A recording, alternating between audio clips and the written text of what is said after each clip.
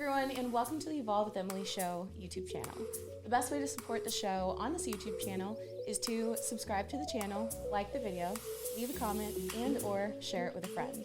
I hope that you guys enjoy this episode, and whichever way you choose to support the show, I just wanted to say from the bottom of my heart, thank you guys so much. I hope that today's message and episode brings some bit of positive change to your life.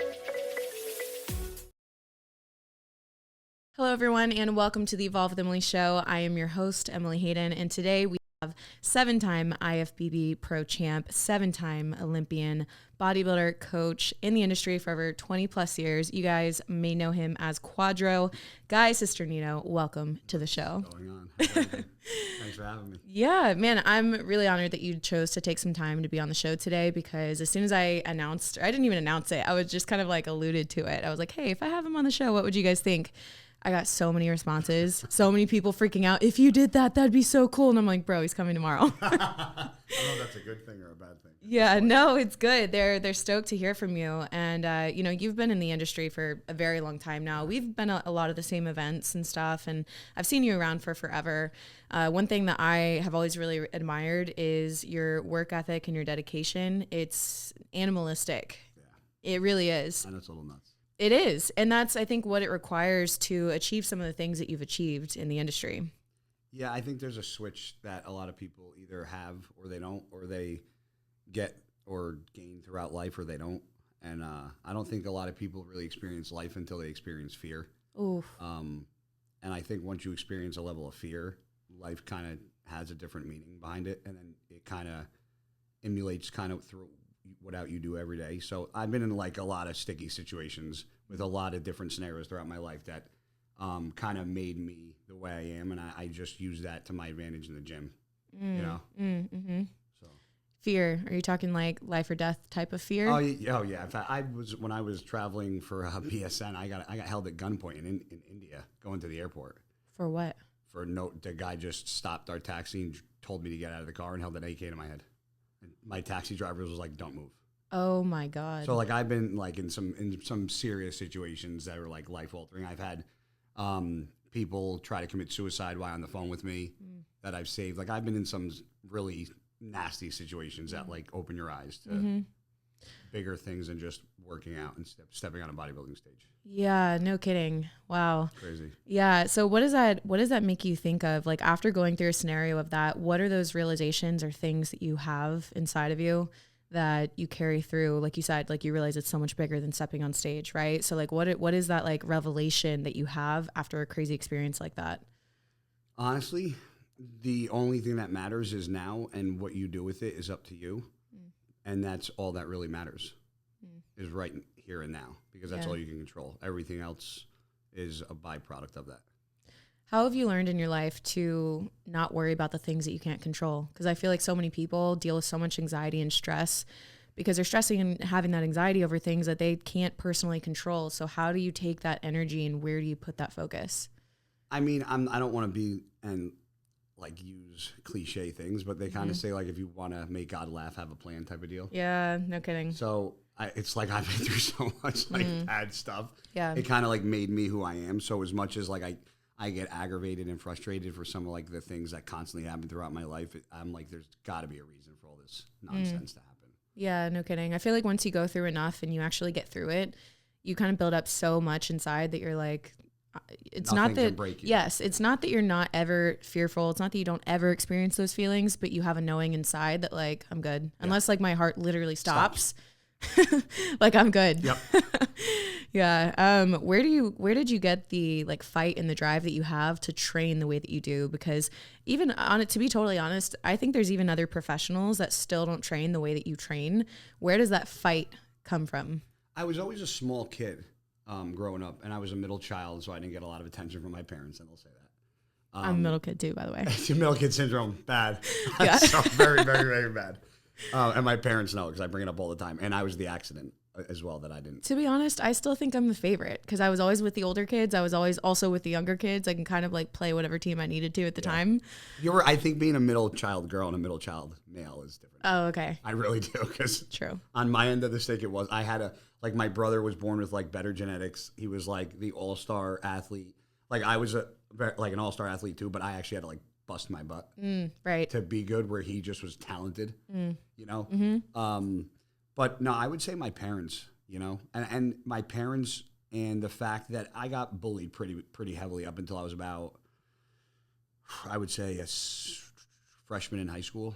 I got bullied pretty good, and I went to when I was a freshman, I went to a Catholic school, which being Catholic, like it's sad, but I'm like, I will never send my kids to a Catholic school. Really? Because that was probably the worst experience of my life.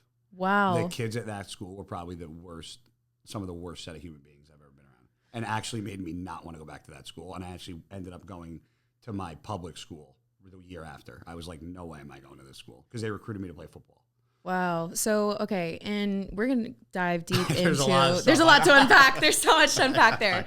We are going to dive deep into your retirement speech in just a second. But before we get there, you mentioned you went to a Catholic school. They treated you horrible, such a horrible experience. Yeah. Yet here, years later, the very first thing that you do in your retirement speech is give honor and glory to God. Always. And so was there ever a point in time where, for example, that experience or another experience made you want to turn away from faith? No.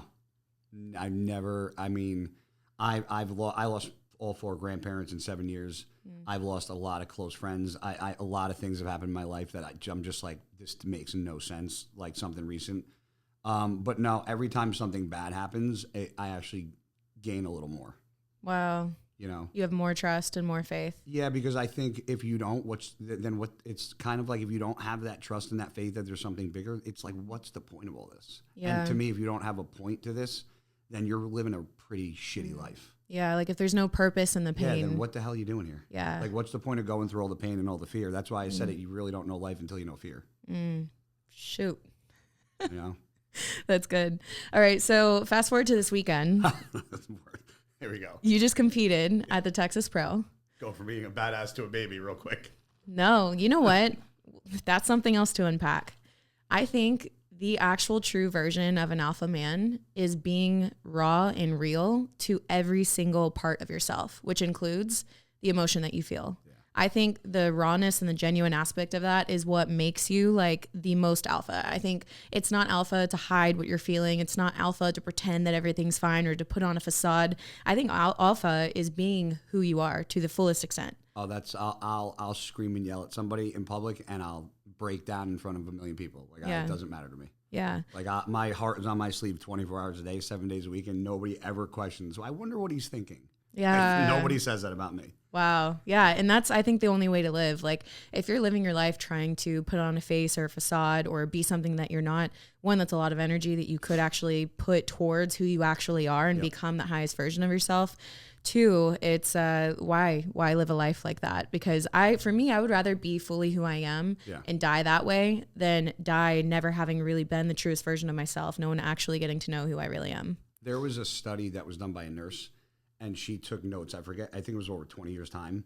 And she worked in a facility where like people, it was almost like a hospice type of place. And I guess the number one question she asked people is, if you have one regret in life, what was it? And the number one answer that she got was, the people would tell her, if I could change one thing, I would live my life for myself, not for somebody else. Damn. So it's exactly what you just said. You know what's funny? I had this realization recently, this exact thing, that I'm someone who I would definitely be classified as like overachiever. Like, I want to be the best at everything I do, but I also have always really looked to other people for wisdom and advice and guidance, and even God, right? Yeah. But almost at an unhealthy extent where I didn't trust myself to make my own decisions and to live life for me. And I would almost wait for someone else to tell me what the right thing was to do.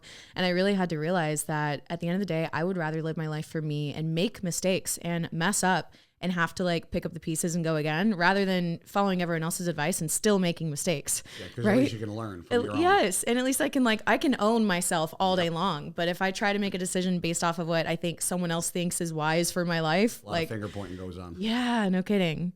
So that's massive. Okay, so in your retirement speech, you mentioned that this decision was due to an injury, not to want. Yes. Can you explain that? Yeah, I mean, this is what people don't see, and obviously this is coming from me, I'm not speaking on behalf of everybody, but a lot of the guys that are my age and, like Flex Lewis and Jose Raymond and guys that I came up in the sport with, getting to the gym and working out is kind of the easy part. Mm-hmm. It's like the day-to-day that is struggling. Like I've had 2 shoulder surgeries on my right shoulder. I've had 1 on my left. I've had knee surgery. I've had stem cells in both shoulders, both elbows, both knees, my back. I have 3 herniations.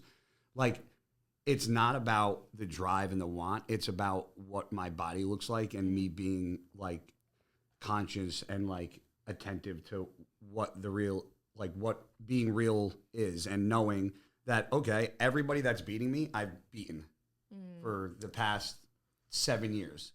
And like Mr. Olympia in 212, Sean Clarita, like his first time beating me was when he won the Olympia. And I was standing on that stage going, he's never beaten me before. Oh, wow. And he just won the Olympia. Like this, like my time's coming, you know? And I did the Puerto Rico show, which was in the Bahamas. Or no, I'm sorry, I did the Tampa show, which was the last one. And the tan was garbage. I didn't look good. It was just a kind of a shitty way that things went down. They put me in 16th place. And I've never not been in the first call out in my entire life, unless it was the Olympia. So I made a phone call, and I'm like, because I knew there was talks that they wanted me to retire. So I made a phone call to Tyler Mannion, and I said, listen, respectfully, I said, if you think, I literally said, I go, if you think I'm going out with a 16 next to my name, I go, you're crazy. Yeah. I go, because I'm not going down like that. Yeah. So I said, I know you guys, like, have had enough, and, you know, you want me to retire, but if I'm going out my way. So if you guys are cool with it, I'm going to do Texas. And I decided that right after I got the phone call about John, because I competed in Tampa on Friday and then was so pissed off that I didn't eat anything at all Friday night. I didn't eat anything at all Saturday before the flight. I didn't eat anything when I got home. I ate at 6:30 at night. Actually lost 3 pounds because I didn't eat. And then the next day I didn't eat.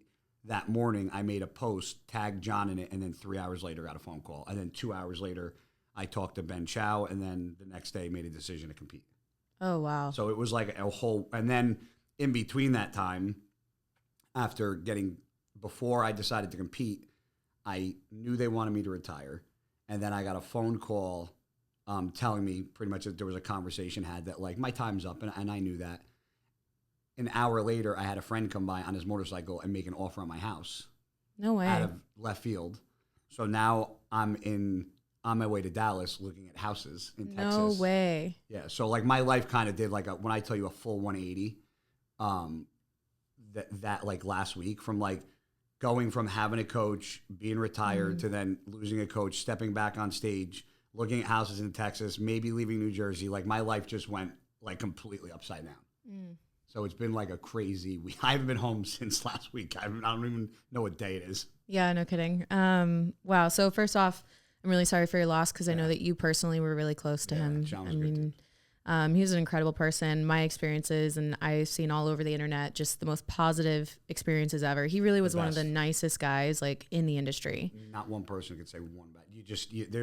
There's not a lot of people that you can't like say a bad thing about. Like people can, there's bad things I can say about myself. Yeah, like, yeah. You just can't say anything bad about the guy. There was just he didn't have a bad cell in his body. Yeah, and I think what's so dope is he poured out so much to everyone around him, and even the content that he would make and produce, his legacy lives on forever. Yeah. Like that doesn't go anywhere. No. And I think that's beautiful. I think that's something that we can all only hope to leave, like if we leave one day. Yeah. So with that, reflecting on your career and everything that you've done up until this point, what is something that you hope to leave on for the next generation of bodybuilders and people in the industry?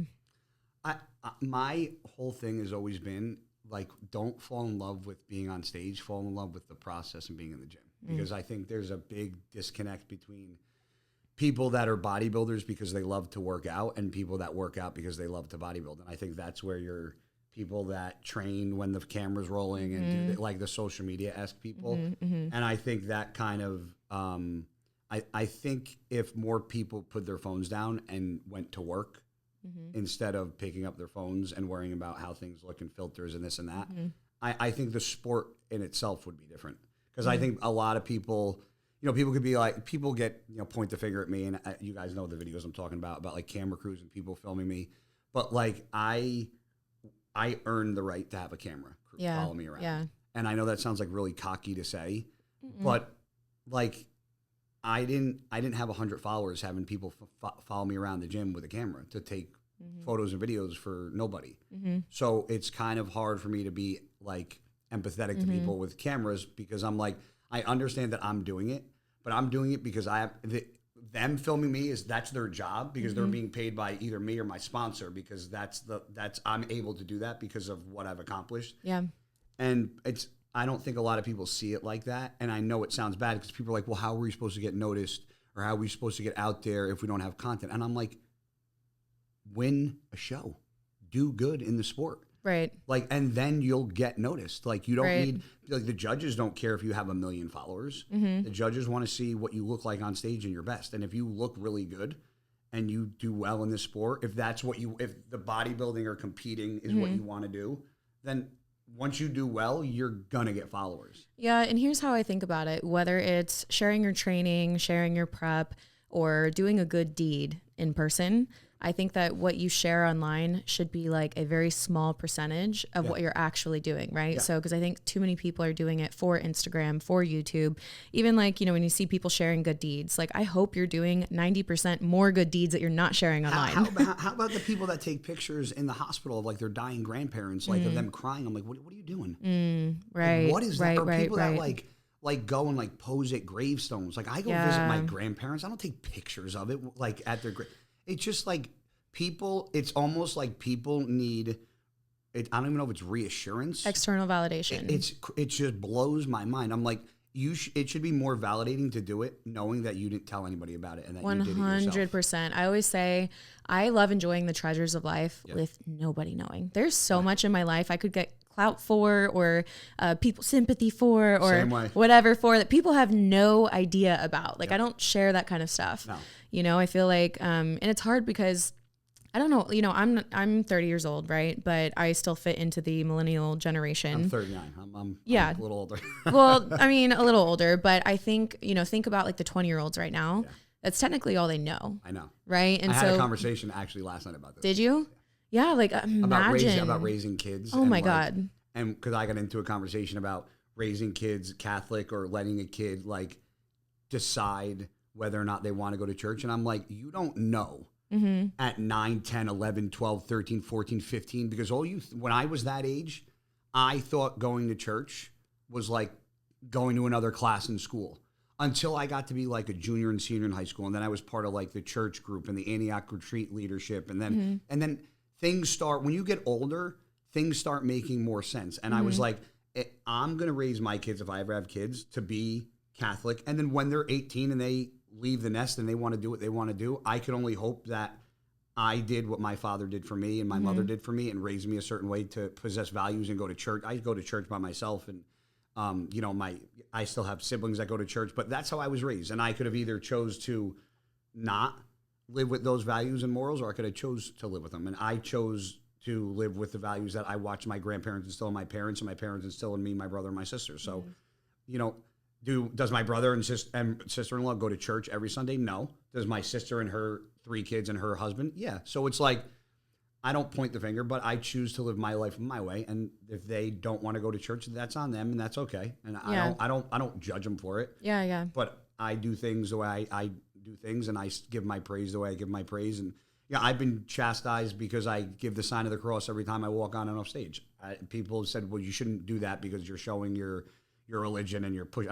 That's not pushing an agenda. Absolutely not. That's just me being me. Yeah. Like I used to bless myself on the football field at the home plate before I batted. That was just something I watched my father do when he played sports, and I just copycatted my dad.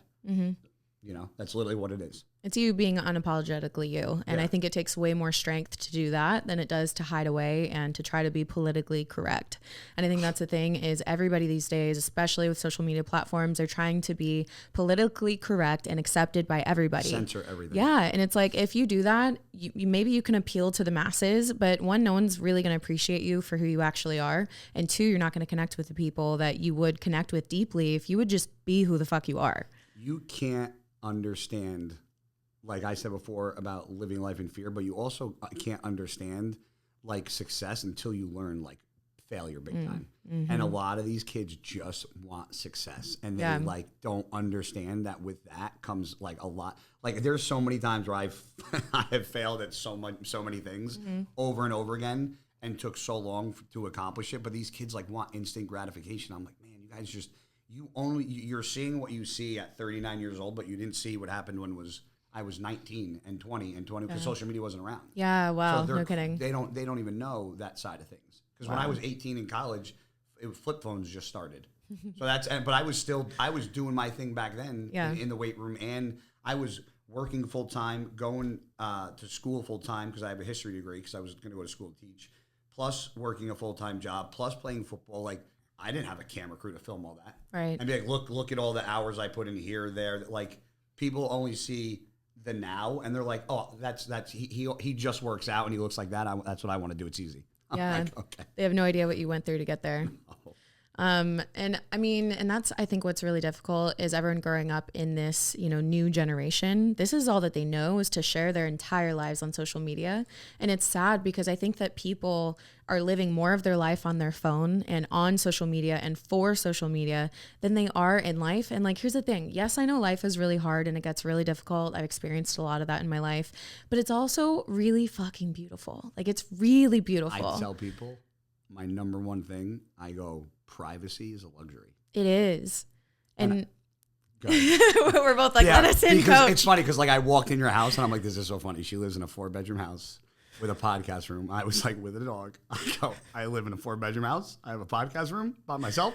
We both like dogs. An AC on 69. Yeah, freezing cold. Yeah. I was like, this is exactly like me. Like I'm very extrovert, but like when I'm home in my little cell, I could be the most introverted son of a bitch you've ever met. Like I could just be in my house or just on my property doing like gardening. Yeah. And people are like, what are you doing? And I'm like enjoying my life. Yeah. The first weekend I moved in here, I was so excited to get done with work for the week because on the weekend, the first thing I did was yard work. And then what's funny is I've lived in an apartment for so long. I was like, oh, I'm just going to weed take all the weeds 5 out. hours Dude, later. It took all day. And I had bags on bags on bags of leaves. I was like, sorry, what? Yeah. I have 2.5 acres.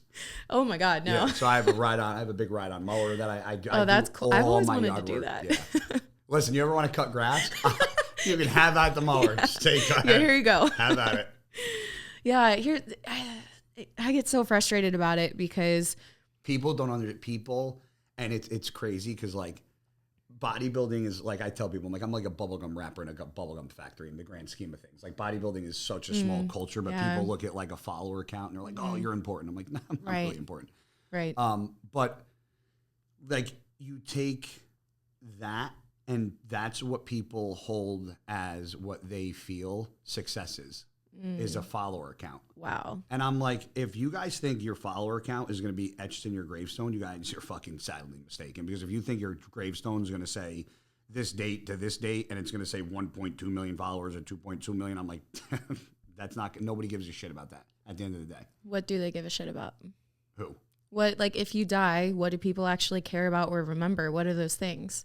I would like to think people would remember the things like they do about John, like all the good, you know? Yeah. I mean, everybody is going to have a sour taste. Like I'm sure, there's going to be people when I go that are not going to have nice things to say because there's people that say not nice things about me now. But at the end of the day, I've always said this: as long as when my time comes, whenever that is, people can say I liked them or I hated them. That's fine whether they liked me or hated me, as long as they could say I didn't like him, but he was an honest motherfucker. That's all I really care about. Yeah. Whether or not people are like, because I know who I am and I'm true to who I am and I know how good of a person I am. If people don't like me because they think I grunt too loud or slam weights too hard or say fuck too much, if that's the biggest thing that people have to say about me, there are way bigger things in the world to worry about than that small monotonous stuff. So when people get online and come at me and I'm like, you're wasting the most valuable thing that we have in life, which is time, on my page coming at me for something so stupid. So if you want to waste your life like that, go right ahead because it doesn't bother me.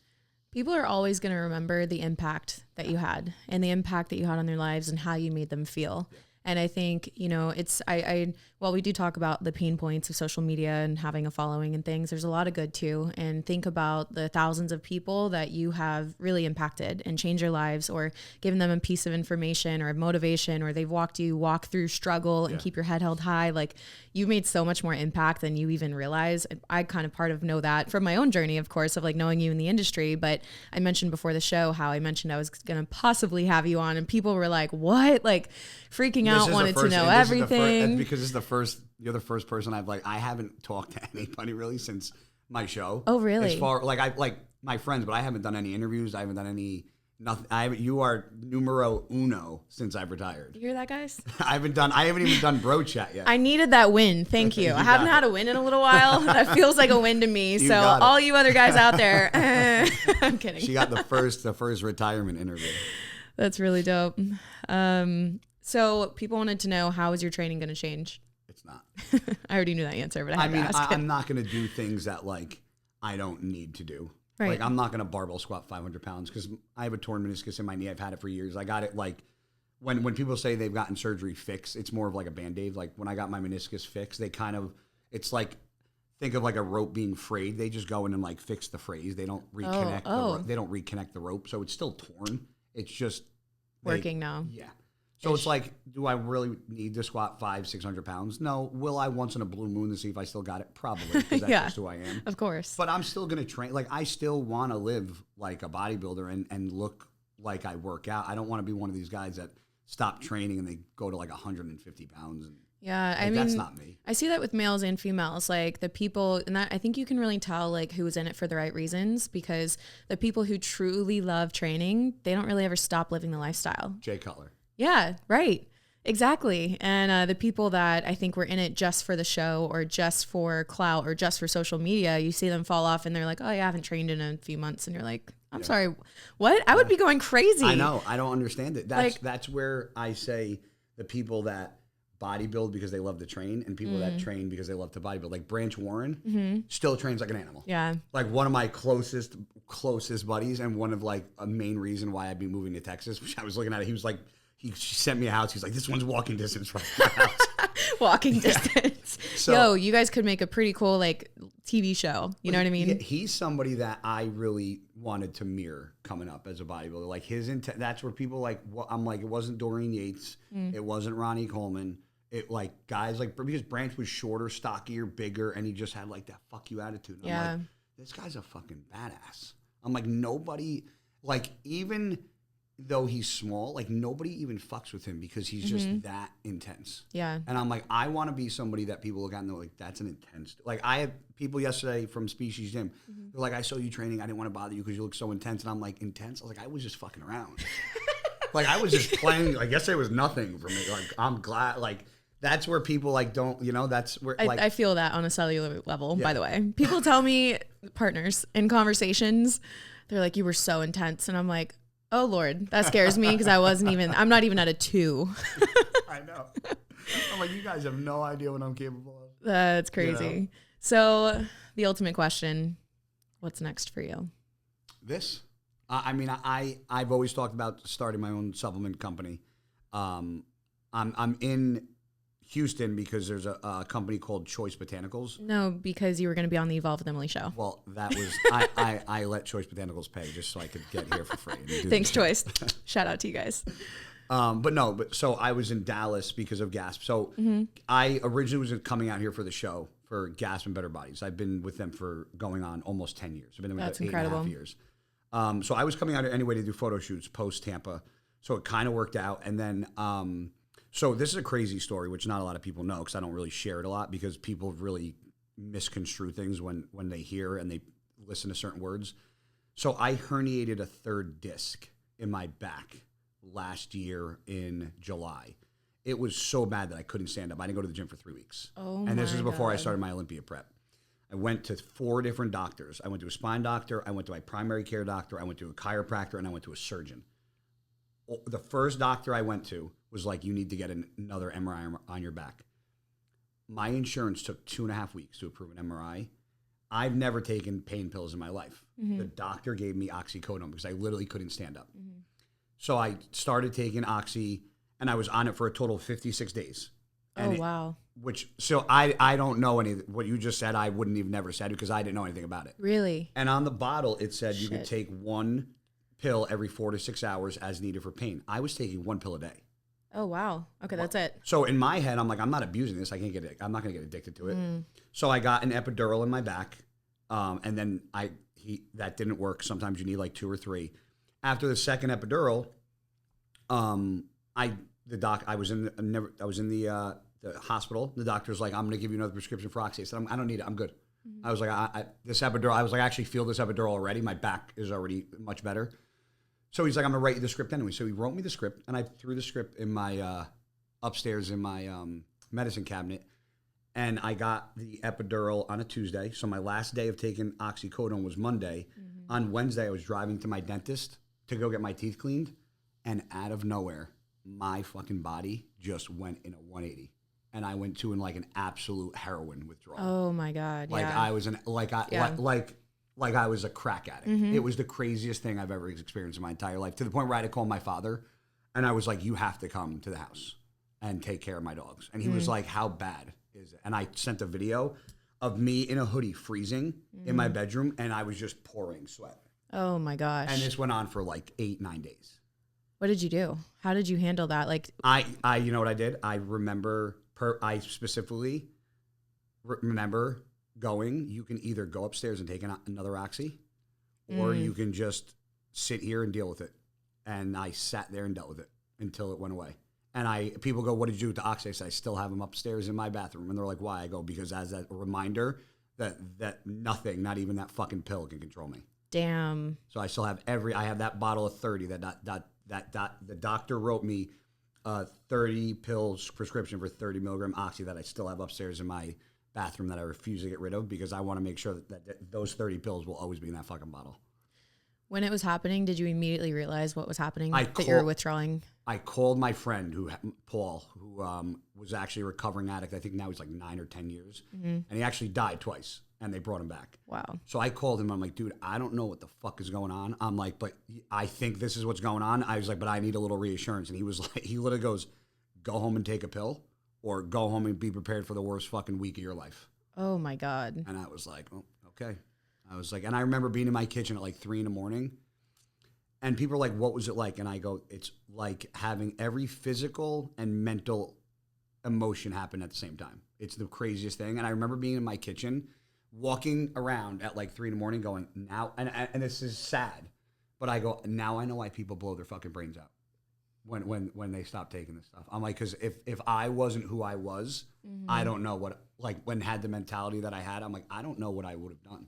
So these guys, the Kratom company, this guy Mark, actually came up to me in Dallas last year, and he was like, did you ever try Kratom? And I'm like, nah, dude, I'm not a big supplement guy when it comes to weird shit. And he's like, just try this and let me know.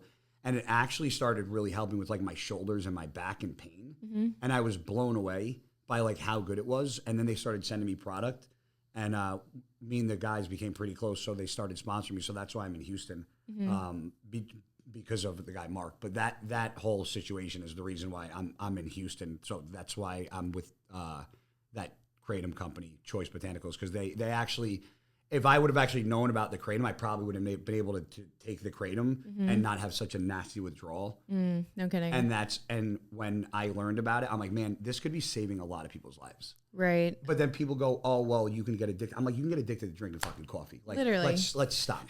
If you do things the right way, there's right and wrong ways to go about, doing things properly. And the doctor never gave me a heads up, never said, that's hey, wild. By the way, if you stop taking this is no heads up. No, you might want to let me give you a lower dose. Let me give you something to wean off it so you don't go fucking I dropped 18 pounds, and then 2 weeks later started dieting for the Olympia. And I was couldn't even go to the bathroom for a month. Oh my God. Because of what it does to your intestines. It was horrible. So after, you said, how long did that last? It lasted about 9-10 days. And then were you just okay after that? No, my insides were not okay. I actually scratched the skin off the top of my foot. It was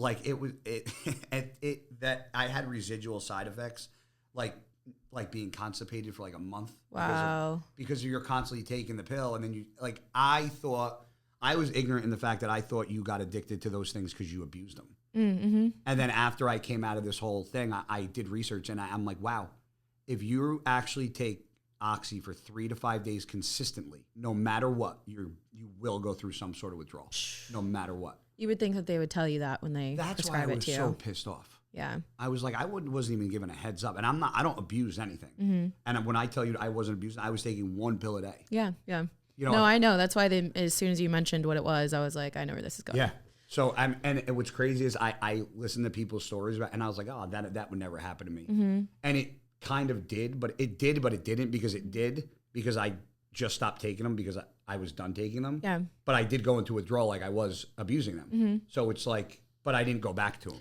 So you know how people can sometimes have an addictive personality? Yes. Was your mind ever like, I need this? Like, nope. Okay.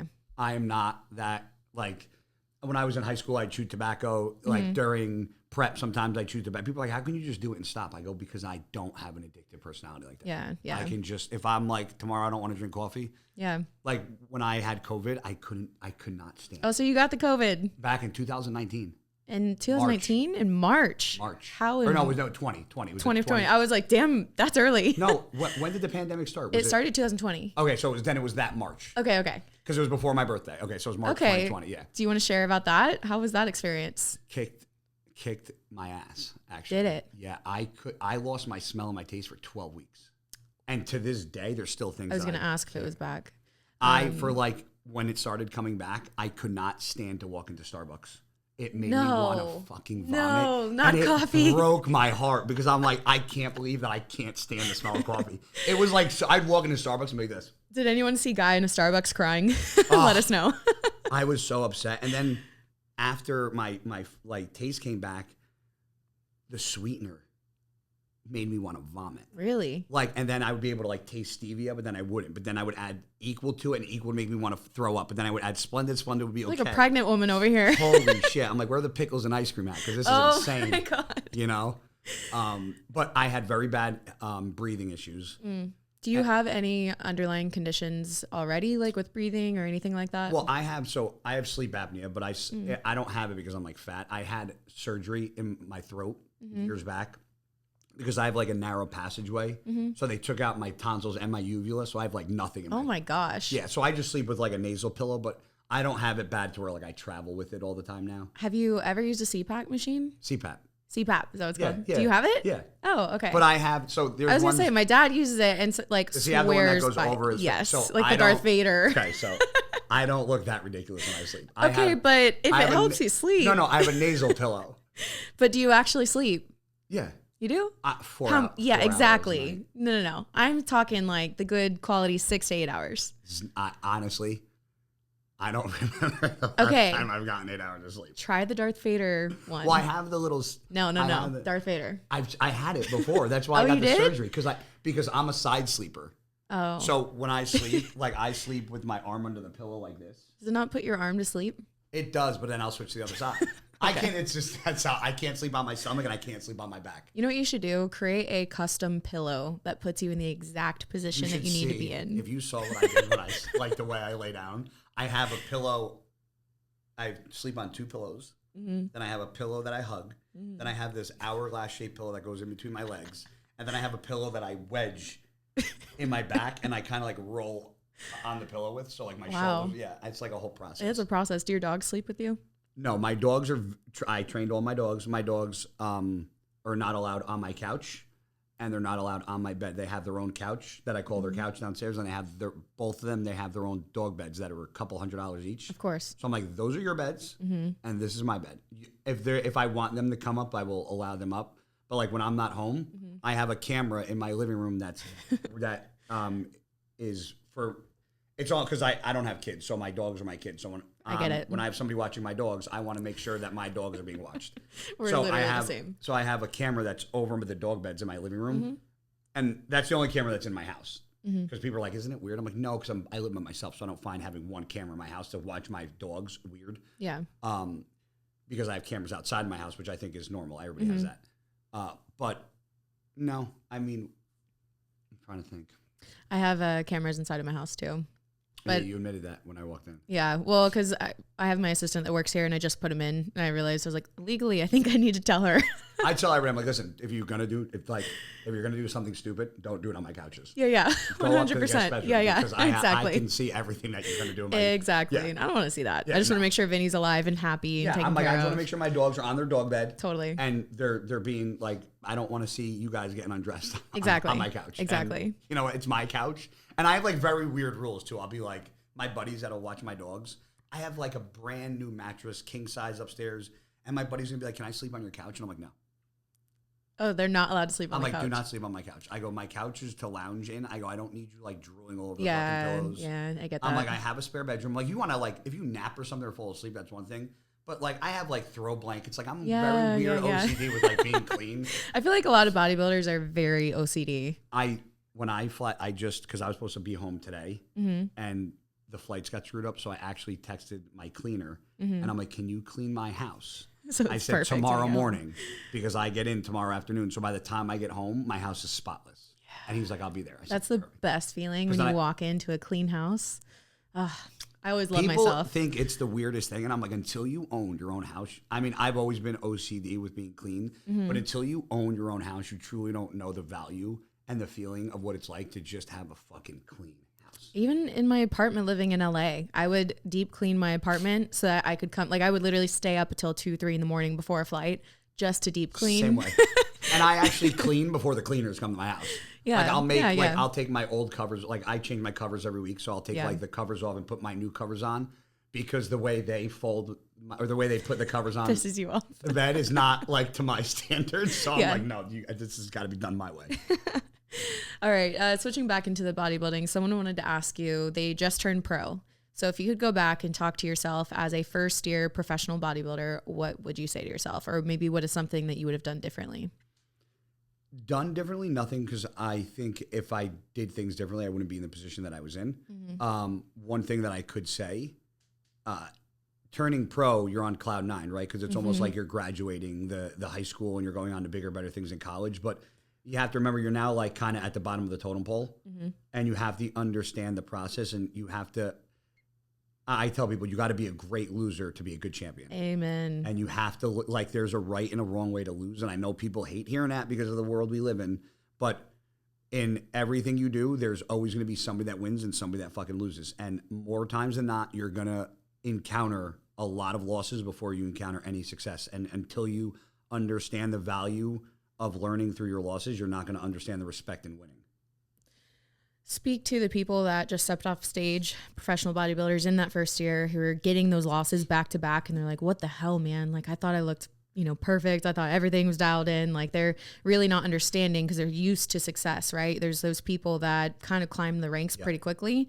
And so I think those people really struggle to fail. Whereas, for example, for me, I had to in order to turn pro, I had to fight like no other. So when I became a pro, it was easy for me to deal with the losses, right? But I watched friends that were in similar positions and that loss almost made them literally quit or think that it wasn't for them. So what could you say to those people as they're experiencing the loss as far as mindset and how to get yourself in a position to learn from it and not let it destroy you?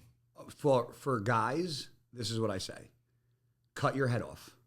And be honest with yourself. Meaning, if you're going to look at pictures and think you look good, take the pictures and cut everybody's heads off. And then go through the pictures and then be really honest with yourself. Because if you're judging yourself because of, there are shows that I can look every judge in the face and be like, I think you guys had a horrible call. And you and not that you fucked me, because I think saying you screwed me over is kind of disrespectful, but I could be like, I don't agree with your call. And I think I should have won because of these reasons, but it's fine. But I think a lot of people have trouble cutting their heads off and being honest. I can look at my body now and before and go, this is why I never won an Olympia.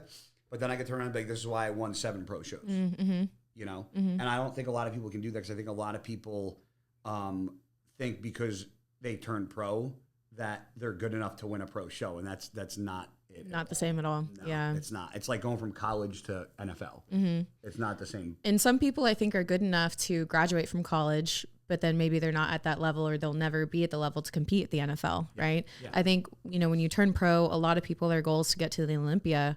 And the real hard, honest truth, I think, is that not everybody's cut out for the Olympia. And then you get people that, like me, that make it to the Olympia, and like I've taken 6th and 7th and 8th. And people go, but you've been there 7 times. And I'm like, that doesn't mean shit to me because I wanted to win. Like I didn't go to the Olympia just to say. And I know this sounds shitty because there's a lot of people that be, well, so many people got to, you got to do what so many people never got to do. And I'm like, that's fine. But I also never did what I wanted to do, which was win the Olympia. So regardless of what you're telling me I should be happy for, I'm telling you I'm grateful for it, but I'm not satisfied with how it happened, like how the ending was. Exactly. You know? It's just that winner's mentality. Yeah, I get it. At what point in your amateur career did you realize that you had a career in this sport? In my amateur career? Or was it even in your amateur career? Honestly, I didn't know much about bodybuilding besides just working out and reading magazines. I didn't know. What magazines did you read? Do you remember? Flex Magazine, Muscular Development, Muscle Mag. I still have the Weider book encyclopedia. I have the Arnold book encyclopedia. I was like that like little Italian meathead, like that just that just wanted to work out and like be a jacked little Italian football player. Like that's all I cared about.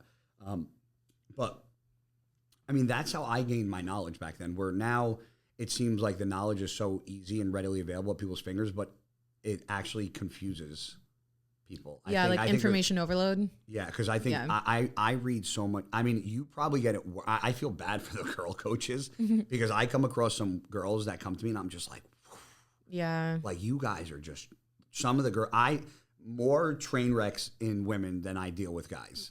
Have you dealt with a lot of women that have hormonal issues? It's very bad.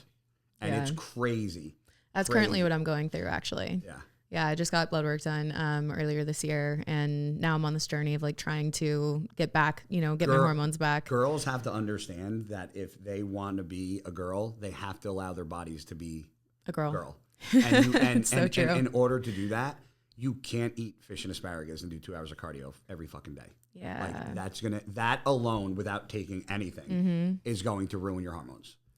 And see, I didn't. You didn't even say anything to me. Checking in. Yeah, like see, I didn't even know that about you. Yeah, it's funny. People always ask that. They're like, what do you think it was? And I was like, I mean, I did 20 shows, competed naturally. Yeah. Like my body's not made for this. No, and nobody's body's made for it, and that's the thing. And then what happens is I tell all the women that I dealt with that have like hormonal issues or problems, I go, you just have to trust me when I tell you that your body's going to look worse and then look better because your body has to get its hormones back and balance itself out and look like shit. And then things start falling. And I've seen it with so many women, but it's like the freak out period. And I'm like, you just have to trust your body has got to get bad before it gets better because you were so depleted in such a bad hormonal state. Yeah. That and it sucks to say because sometimes you're like, well, I don't like how I look now. And totally. I'm like, well, you're not going to like how you look in a couple months, but a couple months after that, you're going to be very happy. And see, I've been through this once before back in 2018 where I kind of was like, okay, I'm probably done competing for forever. That got really bad, right? I got through that, got to feeling good again. And I was like, I'm going to compete again. 2 years later, I'm in a pretty similar position. And it's kind of interesting. I weighed myself this morning. I was just curious.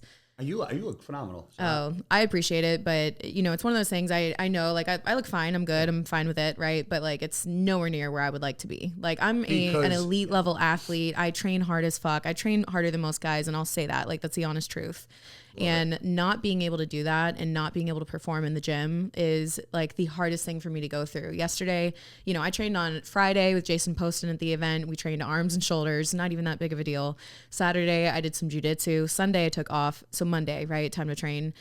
Man, I can't even tell you how horrible my body felt. Like every single movement hurt. Like from all the stuff you did prior. It's like I can't recover. Like I'm experiencing all these things, right? And so it's really difficult being in that position. But the route that I'm taking now, like I kind of just recently shared, I'm going to be doing hormone replacement therapy. A lot of women need it. Yeah, and that's the thing. I think there's a big stigma around it, and girls need testosterone just like guys need estrogen in order to survive. And a lot of girls, like I've seen girls with blood work, and I'm like, you like a little subcutaneous shot of testosterone of like 0.3 milliliters might bring you back to life. Right, just to like turn it on. And I learned that from doctors. My ex-wife actually did that because her testosterone was in such the gutter that like, and I've seen other women that had to do that, but it's like people get embarrassed. I'm like, when guys hit their 20s, like their testosterone starts to drop by 20% every year. So it's like at some point, male hormones start changing because we start getting, if you don't start doing things the right way, then your estrogen starts to raise.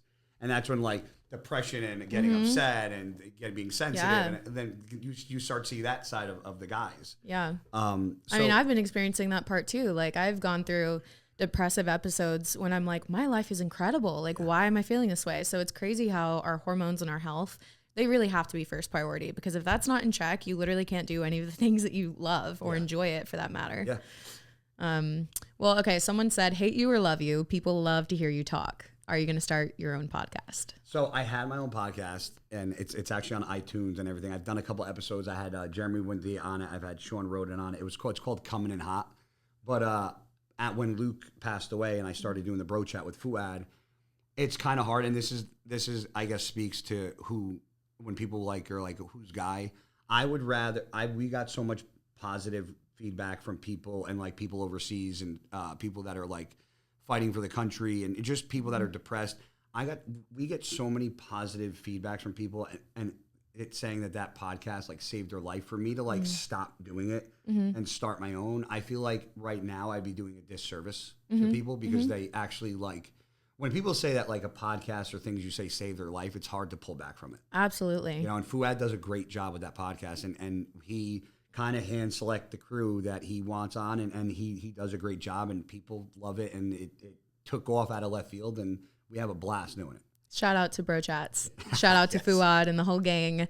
You know what's funny? Fuad's actually a bodybuilder that I've always looked up to and respected. Yeah. He's always been one of my favorites. Good kid. I think, I used to watch his training videos, and it's funny because like people would ask me like, oh, who do you watch on YouTube? Thinking that I watch like the crazy people. Or they think that I watch like, female fitness, whatever. And it's like, I kind of watch like all these hard ass dudes train. And like, just from the sense of like, I feel like I align with that. Like that's me. That's what's inside of me too, and I'm a little girl version of that, but like, I don't know, that's where I gain my inspiration and that's where I gain like where I feel like I belong. You know what I mean? I think that's awesome because I don't think there's a young girl. She's trains out of my gym. And I went up to her one day. She's got like a tattoo on her arm and I gave her a high five and I go, you're one of my favorites in the gym. Aww. And she's like, why? I go, because you come in here every day. I go, you don't talk to anybody. I go, you train your balls off and you leave. I go, and I think that's fucking awesome. And because she came up, I don't even know how old she is. I know she's much younger than me, but she came up to me like 2 years prior and asked for a picture and said she was a fan. So when I took a picture with her, I started just like watching her in the gym. And I was like, man, this girl just comes in, doesn't care. Like she's not worried about makeup or what she's wearing or matching. She comes in, doesn't give a fuck, trains her balls off and walks out and she doesn't say a peep to anybody. And I go, that's what bodybuilding needs more of. People that just do that. Yeah, it does. It does. And I'm not saying girls, I'm saying girls and guys. Because I think guys can be just as bad, if not worse than girls half the time. So I lived in LA for the last 7 years. And Sorry. When I went out there, I really loved it. I fell in love with the nature, with the scenery, with the weather. Just hold your tongue. You're over there wanting to let loose. And 2020 really ruined it for me. It really revealed a lot of, honestly, like I feel like it just revealed the core values of California. And I was like, I am not in alignment with any of this. It is time for me to leave.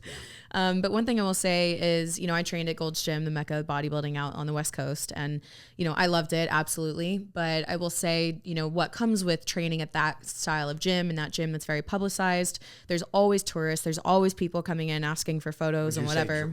So drama? You know what? I stayed so far away from it that it wasn't a part of my life. Because I always heard that place is just. You know what? I heard some of that stuff too, but I'd always be like, oh, really? I have no idea. Because I wouldn't associate with anyone like that. So I was never really involved in that. But I will say, because it's such a public tourist attraction, there was definitely this feeling of like, when you go there, you can't look like shit, right? Yeah. You got to have a good outfit on or like be ready. Always ready. Yes, I was going to say, you never know who you're going to meet type of deal. Yeah, that's the thing. And I didn't realize after 7 years of doing that, I came home and I started training at gyms around here and I could kind of like hide in this little bubble again, which is how I started bodybuilding and how I started training. And I was just like, oh my God, I want to tell no one. I want to like see no one, and it just became like so incredible to me because now I didn't care what I was wearing. I didn't care what outfit I was wearing. I didn't care if I wasn't wearing makeup. You know what I mean? And it just felt freeing. It's so funny because when I was younger, in college, I think I was a junior or senior, I had a girlfriend, and she would always get dressed up, no matter whether she was going to the food store and I'm like, why do you, and she's like, you never know who you're going to meet. And I'm like, who fucking cares who you meet? Like, because I like to wear a hoodie and I like to wear a hoodie and shorts. Like, why am I going to dress to impress somebody that I might not meet to be a persona that I'm really not? Yeah, yeah. So I'd rather somebody meet me in a fucking hoodie and shorts. The real that's you. Who I am, because that's what I literally wear 90% of the time. Right. I'd rather somebody see me like that and judge me for who I actually am than me walking around in jeans and a collared shirt, because that ain't fucking jeans and me. a collared shirt. That ain't me. I don't know if I've ever seen you wear that, ever. I'm either in gym clothes or a suit. Yeah, right, like at the Olympia. Like I'm either taking pictures in a suit or I'm taking pictures like gym clothes. Okay, so relationships and bodybuilding. Let's talk a little bit about that. How can a female who's dating a bodybuilder, what is the best way that she can actually support and not detour you from your goals? So an elite level bodybuilder. So for me, I'm very outgoing, very talkative, very prep really doesn't bother me. One thing that does happen to me is that I can become a lot less talkative and quiet. And that gets interpreted as, why are you in a bad mood? For sure. And I'm like, I'm not in a bad mood. Well, why are you getting aggravated? Because you're fucking telling me I'm in a bad mood and I'm just quiet. Hold on. How many couples out there have had this exact conversation? Why are you mad? I'm not mad, but now I'm mad because you're telling me that I'm mad. How many of you? Comment below. And it's just like, all you have to do is, if the guy tells you they're just quiet or they're just like, listen to them. That like, just like communicate.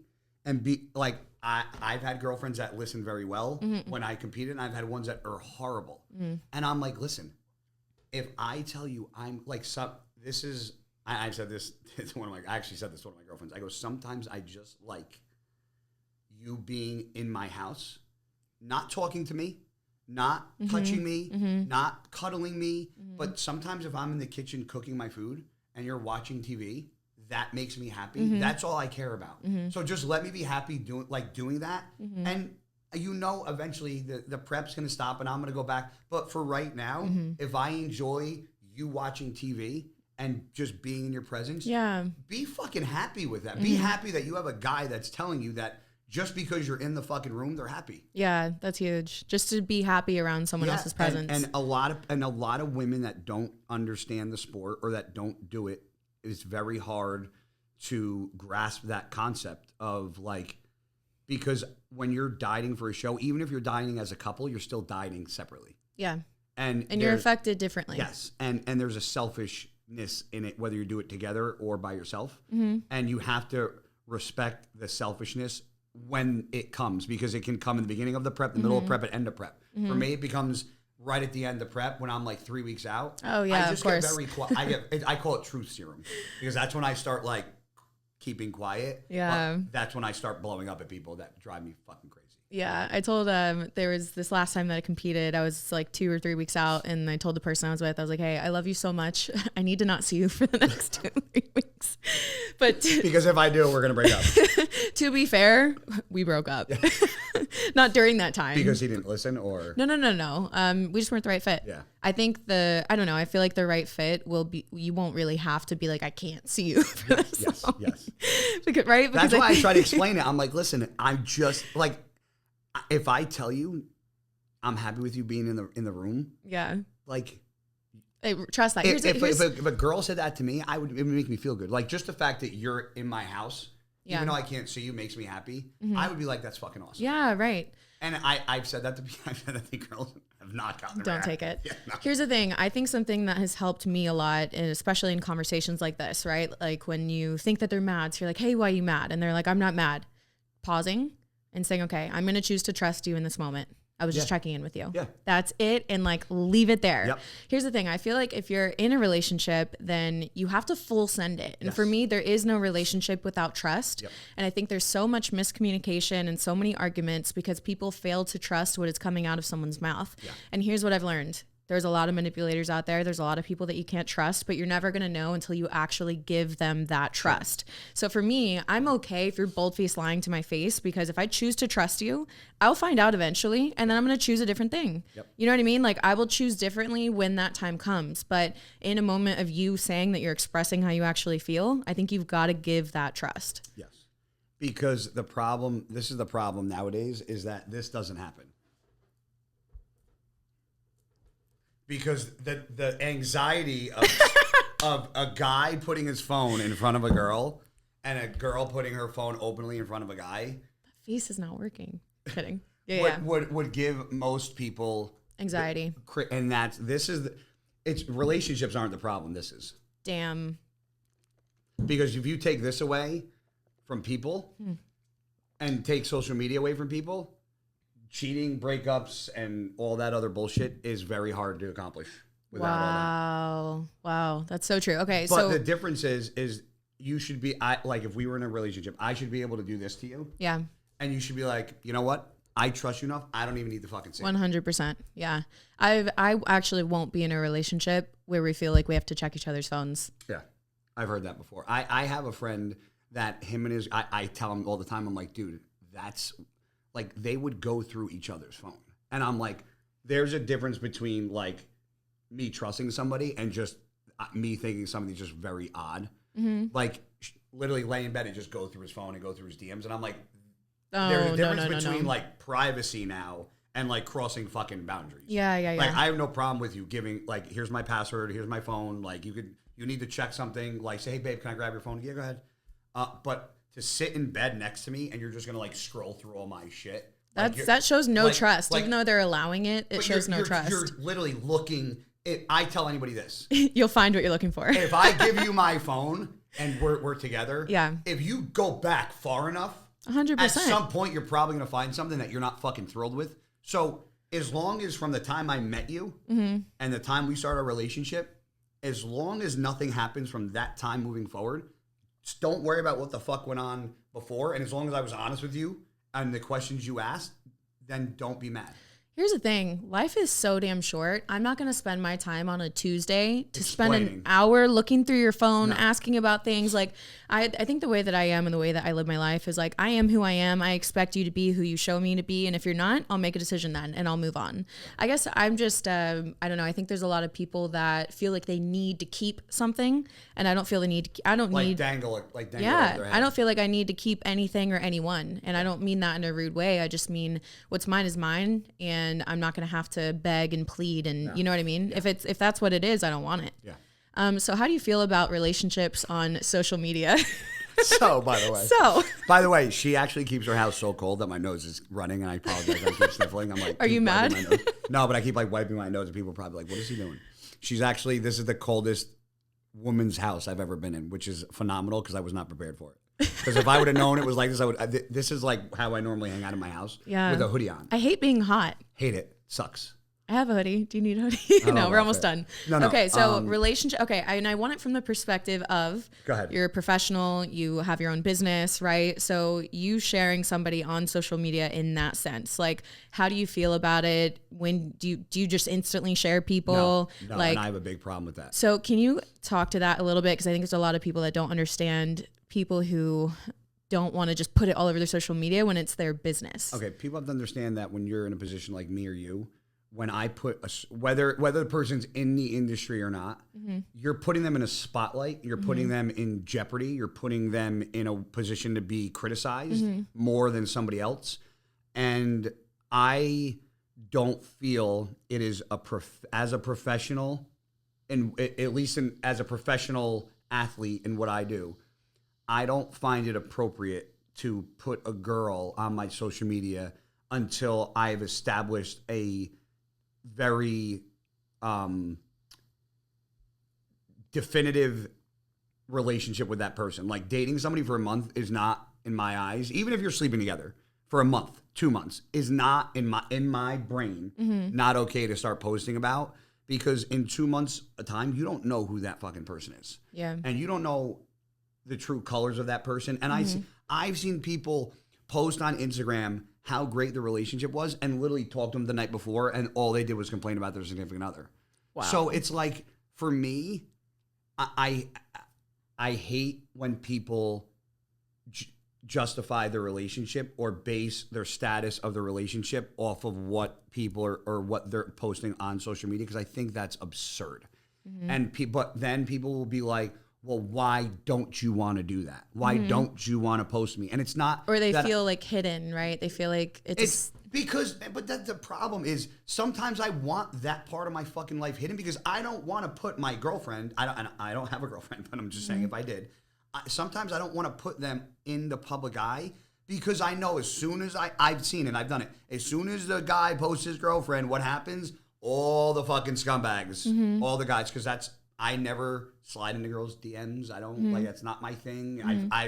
There are actually girls that have said, I have tried to hit on you and you are that clueless. Because I don't do that. Yeah. But I don't want to post my girl and almost like have an open door for just random guys. Because there are guys that will just hit on your girlfriend just because you're you. right. And I'm like, I don't need the fucking stress knowing that. And it's like my social media for me is how I make a living and how I make money. And unfortunately, posting how much I'm in love with my girlfriend all the time doesn't pay my fucking bills. So until my significant other like can understand that, and I've been married, I'm in relationships that I posted, and I've been in shorter relationships where I haven't posted. And I've been in relationships that I've been in longer and wasn't 100% sure about the person. Even I was with somebody for a year, and I was like questioning and wondering and just about like what she wanted and what she said and her own truth. And I never posted about it because I just, and then it ended up, I had my gut feeling in the end was I was right. So, and because people are like, you haven't posted about a girl in a while. And I'm like, because I haven't really, that's not my thing. And I've been single, and I like, for me to post every time, like You're going on a date or something. And it's like it's not like I do that anyway because I don't have the fucking time. Right. My mom's like, why can't you just go on like one of those fucking websites? And I'm like, Mom. One of those websites. I'm like, you're so ridiculous. Have you ever dealt with a partner that was upset that you weren't posting them? And how did you navigate that? How do you like let them know that? Sometimes it would just all hell would break loose. Oh, okay. You're like, I don't have a solution for this. I've literally verbatim said to an ex, why do you base our status on social media? Yeah. Like, I don't know if you've ran into it, but I don't like. It's really frustrating. I don't like, sometimes when I wake up in the morning, I like to wake up, not say a fucking word, grab my phone and just lay back and just scroll through and just putz around for 30 minutes and then start my day. I don't need to be on social media and have you call me going, oh, I saw you're up. I'm like, I don't even fucking think to do that. Yeah. But the fact that you think to do that is a problem for me, because that means you're like almost to the point stalking me. And I don't want to be with somebody where I feel like I'm being stalked. And I've been in many relationships in social media that I felt like that. And I'm like, I don't want to feel like that from the girl that I'm with, especially somebody that I'm in love with. Yeah. So it's like, sometimes when you open up, like there's been times where I've opened up social media and have liked the photo because it's the first thing that I see, and then gone off social media because I had to do something and been like, well, you like that person's photo and not mine. And I'm like, oh my gosh. That blows my mind. I'm like, can we not turn, like, that's you didn't like my picture because of this, or you didn't comment. I'm like, no, I actually just didn't fucking see the picture. 100%. Like, it has, and I will be called a liar, and you like this, and I'm like, I actually just honestly didn't see it. Because people think that because we on social media we have the following that we do, and that we just spend time just sitting there looking at everyone's social media. I'm like, not for nothing. You want to know when I check social media? When I'm going to the bathroom. It's like 90% of the time it's either in the bathroom or on an airplane. Is when I'm answering all my DMs and like all my other stuff. So if you are a fan out there and you're wondering where I'm either on a plane or on the ship. I'm always on the treadmill or cardio machine. Yeah, see, I can't do that. And well, because if I'm doing steady state. No, I'll do a live feed. Really? Yeah, I can't. I can't text. I get motivated. I hate being on my phone and I hate doing this. So if I'm doing cardio, I'm like perfect, and I knock it out like a job. Oh, really? Oh my god, yeah, I knock all of it out. I rather, if I'm gonna do emails or like, I'll sit in front of my computer and bang everything out. Well, DMs, Instagram DMs. Yeah. You do it on your computer? Sometimes. Yeah. Really? Yeah. Huh. But I do type faster. But here's a rule that I have, and this is I'm very serious when it comes to this rule. When I travel, I do not bring a fucking laptop with me. Oh, really? Why is that? Nope, I will not. I'll even tell my clients, email me your plan, and I'll fix it that way. Because I am not fucking traveling all over the world with technology wired up my ass. I refuse to fucking do it. So I tell my clients, I'm on the road. I will get back to, like, my attentiveness is the same, but I'm very old school. All my diets are in a Word doc. I don't have these crazy Excel spreadsheets. Yeah. I don't have the macros broken down because I've never had a coach that did that. This is what I want you to eat.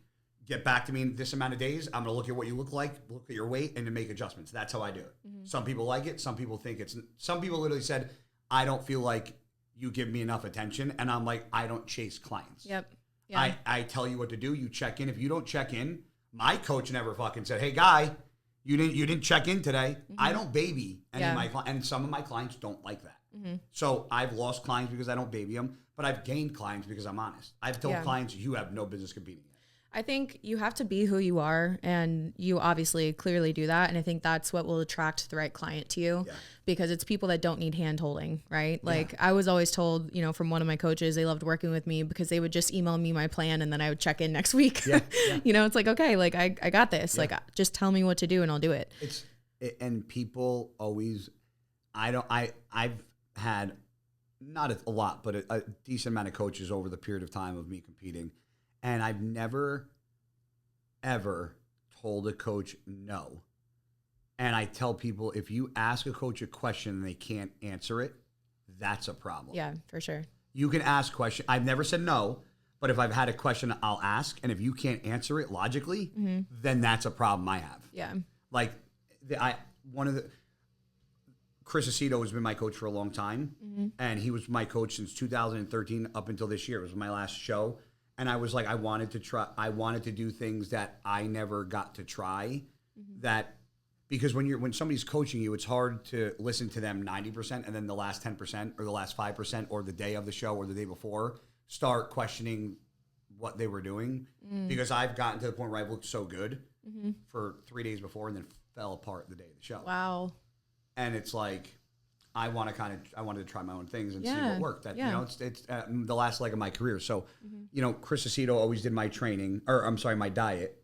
And then Charles Glass, for a majority of my career, did my training. Oh, I didn't know that. That's dope. For a very long time. Charles is somebody that I respect and look up to a lot. Yeah. Because he would always tell me, he would be like, there's not a lot of guys that I'll drop everything for and push clients around for to train. He's like, besides you, he's like, because you actually make me enjoy training clients. Wow. Yeah, that's incredible. And that's something that, after I was with Charles for a while, I obviously sustained injuries. And then John Meadows being old, Charles is older, but John Meadows still being older and training the way he was training and being able to do it at his age was one of the main reasons why I wanted to work with John, because I'm like, this guy still trains like a fucking animal. He still goes at it.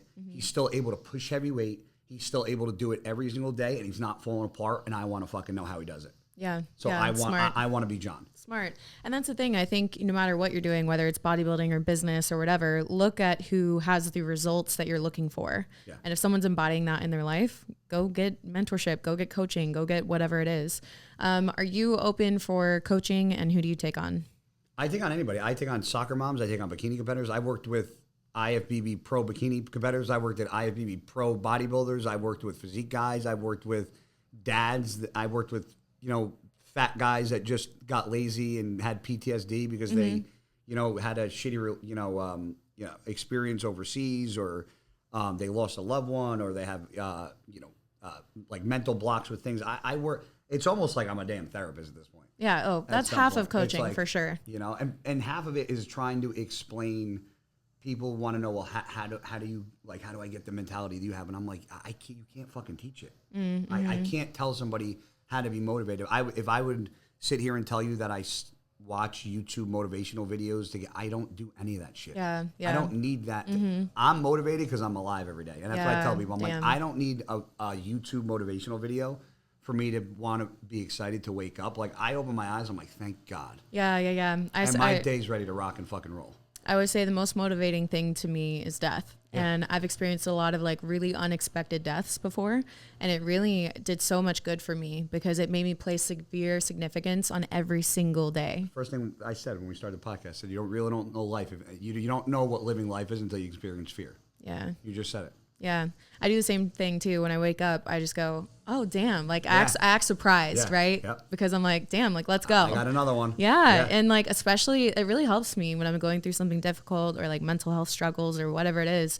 Cause I'm like, thank God that wasn't my last day yesterday. Like I get to do this thing again, you know, every day's a new day. And like at the end of the day, you never know when your time is. The fact that people don't understand that. And especially when shitty situations happen, like John, like people will act like that for a day or two and then go right back to their bad habits and not apply anything that was said or was that trying to be passed on at the time. Like all the positive stuff from John, like I can only pray that people, like when he passed and all those videos that were posted and everything that everybody said, I can only pray to God that some people took some good out of that stuff because John brought so much good to the table for not bodybuilding, just people. Life. Yeah. Like he was like the last time I was with him, he was talking about me going to the Arnold Classic a day early, and he wanted to take me. He was like, I want you to come to my kid's football game and watch him play because I played football for 15 years, and he knew how much I loved football. And we were talking about football and we were talking about plays and drills, and he was talking about watching tape and how crazy he was, and I'm just like. How the fuck is he not here anymore? Yeah, it's wild. And that's what people like. I don't say that and then forget it. I say it, and that will stay. I've said that with one of the guys from people I've lost in college, from my grandparents to friends to recent deaths to John. Like, I don't forget any of them along the way. And I remember every single one and the impact they had on me. And I think that's what I want people to remember me as the way John impacted me.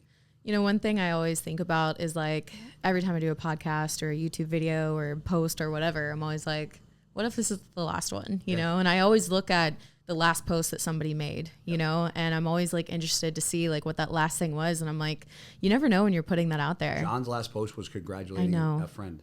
I know. And that is so him to the T. Like it wasn't a photo or an appreciation of him or what he's done. It was, I know, it was focused on someone else. And I thought that was so incredible. Yeah. I mean, that was him. And it was crazy. Like I got the phone call and I sat in my car and I was just like, I was in my driveway and my buddy's like, where are you? I'm like, in my fucking driveway. And I just like, didn't know what to do. You know, I remember talking to Fuad that day because we talked the day after. And he's like, you good? I'm like, yeah, you good? He's like, yeah. He was like, I acted stupid. I was like, what'd you do? He's like, I was driving like a maniac and I didn't care if my truck rolled 50 times. I go, did the same thing yesterday. Said, took my car out and just hit the fucking gas and really didn't give a shit. And then kind of came, like, got in my head. I was like, all right, you need to stop. Like, is this really what you want to fucking do right now? Yeah. You know? You want to really push the limits after what just happened? But that's what happens. You experience certain levels of fear. And sometimes you just, that's what I tell people. You really don't know, like you got to experience fucking fear to appreciate life. Yeah, for sure. And you got to be vulnerable and you got to be scared. Yeah. Because if you don't know those feelings, you don't know living. Yeah. And that's what I was going to say is that's why I think that is like the actual definition of an alpha male is being so real and raw to the bone. Because if you never experience the feelings that you're feeling, whether it's anger or hurt or happiness or success or losing or whatever it is, that is life. Like all of those things make up life. And so if you never allow yourself to experience those things, you never actually live. And like, I want to live before I die. And that's what I tell people. And we can go. I could feel like I talked to you for like 3 hours. I know. We are going to wrap up in just a minute. It's the longest interview I think I've done. I'm a talker. But there's a big crutch that I think people use. People like there's this big talk of like mental illness now, and I think people think that just because you're sad or you're depressed or you're unhappy or you have a breakup that you have mental issues. Yeah. Like, no, that's actually part of being alive and living life.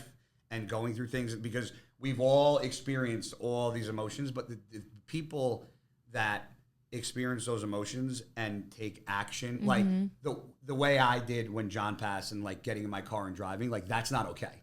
But I started to do it and then I pulled back and I realized, okay, you can't do that.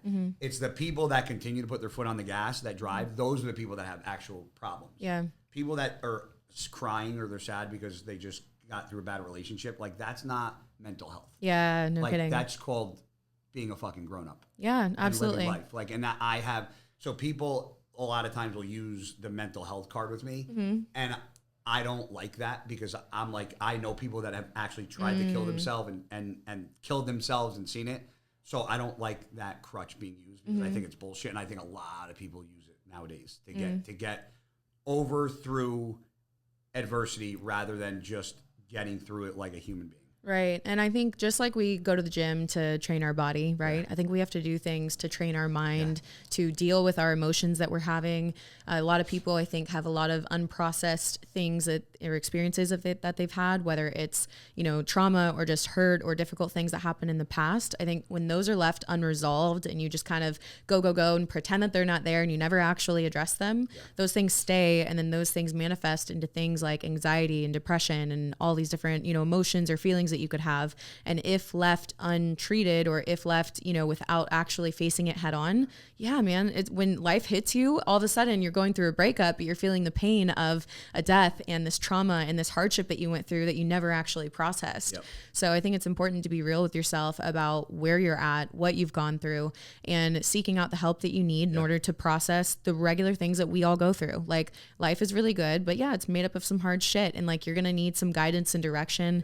And I think sometimes all people need is like a mentor, you know, someone who's been through some shit that can give them a reality check and be like, bro, number one, you live in America, the greatest country in the world.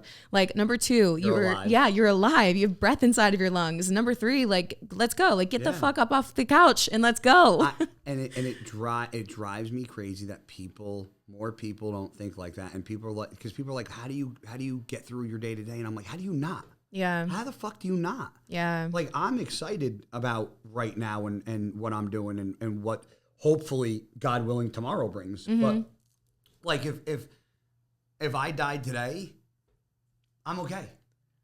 I'm okay with it. Please don't do that though. I'm just saying, like, but what I'm saying, like, if I passed away, I'm okay with the life that I lived. That's the way I want to keep living for another 100 years.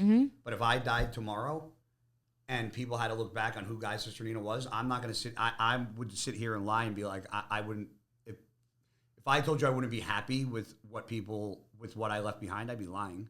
But I think there's a way more. I think I'm just peeling the onion back as far as like what I can do, because I feel like my purpose wasn't really in. I feel like I'm an okay bodybuilder. Like I had okay 7-time champ, 7-time Olympian. Okay. Yeah, but I'm real to the fact where, like, I know that there are guys that should have never beaten me, but there was guys that I should have never beaten because they're just genetically better than me. But it's like, in order to find your purpose, you have to kind of shut a door. And I feel like my words impact people more than my body does. So I find myself enjoying doing podcasts and talking and like, I've spoken at the University of Michigan before.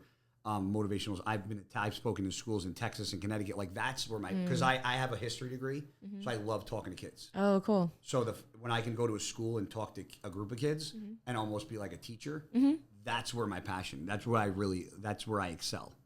That's dope. Where it's exciting. I'm excited to see where you go next. Yeah, I don't even know what's going to happen. I'm just going with the flow right now. Yeah. You know? Here's the thing, though. Like, this is such a beautiful point of life, because here you have somebody who has been so incredibly successful in their field.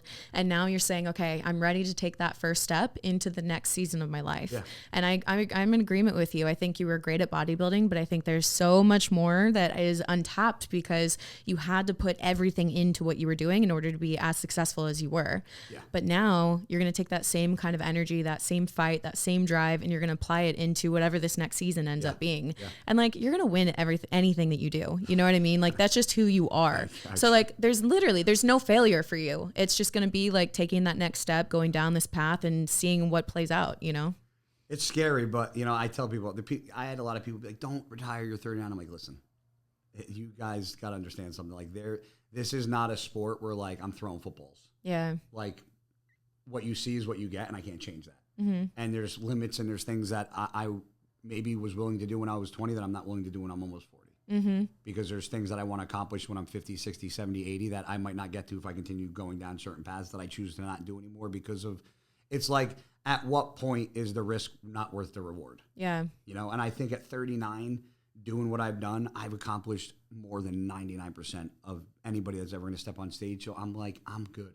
And here's the thing. He's not going anywhere, guys. That's exactly. You're literally going to be around. I'm going to be doing the same thing, just not getting tanned up. I always used to say, like, and I kind of helped some friends shift their perspective because they thought bodybuilding was stepping on stage. Oh. And I was like, no. Bodybuilding is what you do every single day. Yes. Stepping on stage is like, oh, I'm on stage this weekend at this time, right? Like, I'm just going to step on and step back off. Yep. And I think when you live life that way, you stop living life for the very momentary highs because truthfully, you're only on stage for a very short amount of time. So you have to love the process. You have to love the journey because if not, man, you're going to be a miserable human being for yourself and for other people. And your significant other. And we're going to be having another podcast about why relationships suck again. Yes. Okay. So we do have to end the podcast at a certain point. We're going to go ahead and end it here. Is there anything else that we didn't talk about or didn't cover that you want to mention, or maybe like a last piece of advice that you'd want to give to anyone listening? I just tell, like I said in my speech, man, like this can be taken from you in a blink of an eye. And it's not, I don't mean that as like your life taken from you, but you know, my career ended. This is not the way that I thought my career would end.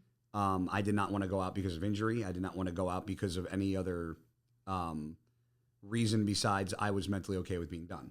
Unfortunately, that didn't happen, and the injuries came, but I'm okay with it. And people have to understand that, like you said, enjoy the process, because in the blink of an eye, it literally seems like the other day it was 2013. I was competing with Flex Lewis and Jose Raymond, and it's fucking 2021. Yeah, it flies. Like, I go back. I have videos. I have of DVDs of like videos that we took and like that used to put in a Blu-ray player, and I'm like, that seems like it was a year ago. That's wild. And it's 8 years ago. DVDs. You know, like people don't realize how long I've been doing. Yeah, I'm kidding. Fucking like 8 tracks, right? Yeah, there might as well be an 8 track. So that's what it's like. So I just tell people, don't, like, even as an amateur, enjoy the fucking ride, because people say it's a marathon, it's not a sprint, but it goes by like it's a fucking sprint. It does, yeah. It really does. Yeah. Well, hey, thank you so much for being on the show today, sharing all of your knowledge and wisdom and insight. Really, I know there's a lot of listeners here that were really excited to have you on. Man, it was awesome coming here. Do you want to shout out any sponsors? I mean, there's a list of people that I can shout. I mean, I'm literally in Houston because of Choice Botanicals, but I was in Dallas because of Gasp and Better Body. So Michael Johansson, PJ Braun, Blackstone Labs, my boy, 21 years. He was one of my first training partners, and I didn't know that. Yeah, he coached me for my last show too, so it was like kind of surreal. So that's kind of cool. But you know, Made to Macro, Cardillo weight belts. I've always surrounded myself with awesome people, and the older I get, the more people I meet like you, and it's just been cool to, you know, kind of grow my friend circle. Yeah. Because it's, when you're bodybuilding, you're so zoned in on certain shit, and now it's like that the dust settles, you're like, wow, there's so much fucking more out there than just working out and like the shit that I'm used to. Yeah. Like I woke up and everybody was like, did you eat breakfast? I'm like, nope. So like, I was like, what'd you have? I was like, I had an apple and some peanut butter at like 12 o'clock. They're like, you didn't eat? I'm like, nah. Like, why? It's because I'm not hungry. Yeah, yeah. They're like, but don't. I'm like, no, I'm going to eat I'm going to fucking eat when I want to eat, because I don't like to eat shit food. But I'm like, I enjoy the life. Yeah. So just enjoy it, man. Yeah, yeah. There's so much more. I feel like you just got opened up to a whole new world. Yeah. Well, hey, thanks for being on today. Thank you. Everybody, if you enjoyed the show, please do me a favor and share it on your stories. Text it to a friend. Tag both myself and Guy on your stories. Feel free to rate and review the podcast. Let us know what you thought about it. Comment it down below if you're watching on YouTube. Leave us a comment. Say what's up. We'd love to see you. And you can check him out on the next episode of Bro Chat. And Fuad and everyone on the boat chat, I got him first, so suck that. Bye, guys.